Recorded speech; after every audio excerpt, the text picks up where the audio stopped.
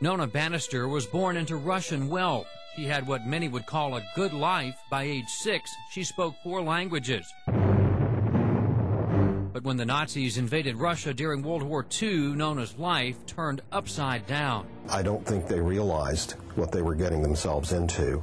They actually thought that they were going to work, and it wasn't until they got on the train and realized that they were captives and they weren't going to let them go. Nona Lisovskaya was only 14 when she and her mother Anna boarded a train, left the Ukraine, and went to work at a German labor camp. It was aboard that train Nona realized the fate of her people. One of the ladies on the train, fearing for their safety that they were going to get in trouble,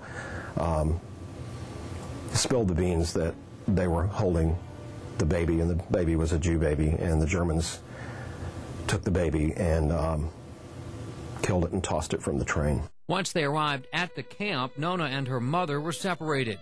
They never saw each other again and only communicated through letters. Once the letters stopped in 1945, both mother and daughter assumed they died a cruel death in German concentration camps.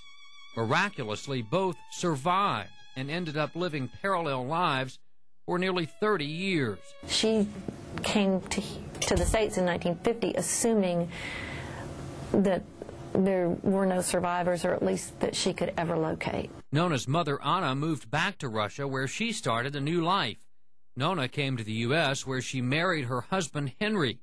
Nona's children said they never knew about their mom's past until Bill Bannister began planning a trip. I think it was 1984. I was applying for a passport, and there was a question on the form, birthplace, mother's birthplace. And so I called her up on the phone from the radio station and said, I'm filling out this form. I need to know your birthplace. Bannister said there was a long silence on the phone. She said Taganrog, Russia, and then she just kind of broke down.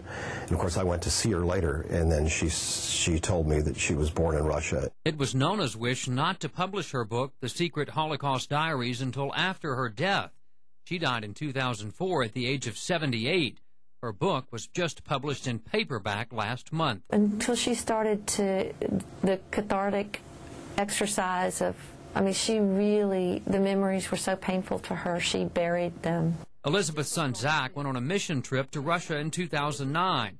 He took a hardback copy of his grandmother's book with him, hoping to find out more about the family he never knew. He ended up finding out more about his family's deep Russian roots through a local newspaper reporter interested in his story. One of my mom's first cousins came forward.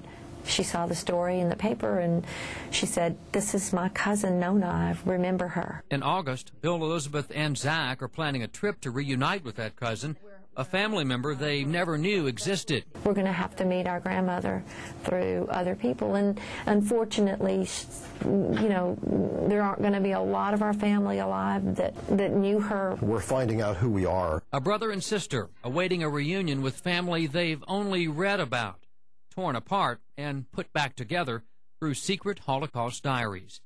Justin Hansen, Action News 5.